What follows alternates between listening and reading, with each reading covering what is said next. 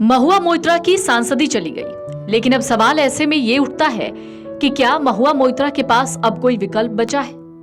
तो चलिए अब आपको बताते हैं कि कैश फॉर क्वेरी मामले में जैसे ही महुआ मोइत्रा की सांसदी गई, महुआ मोइत्रा भड़कते हुए बाहर निकली। लेकिन अब सवाल ये है कि अब आगे महुआ मोइत्रा के पास विकल्प क्या है।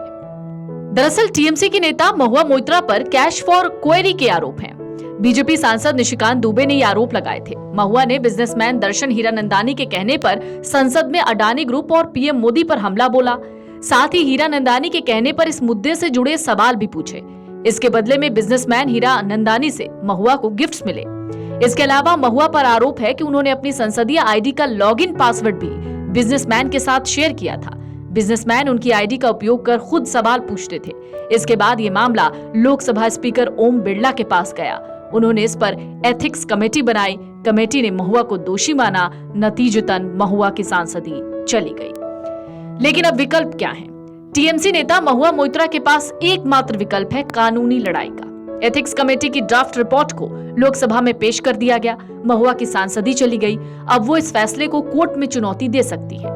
अगर वो वहां निर्दोष पाई जाती हैं, तो सांसदी फिर से बहाल हो सकती है, जैसा कि राहुल गांधी के मामले में भी हुआ था।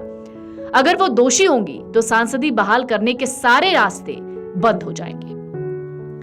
ये पहली बार हुआ है जब लोकसभा की एथिक्स कमेटी ने किसी सांसद के निष्कासन का प्रस्ताव दिया और वो पास भी हो गया।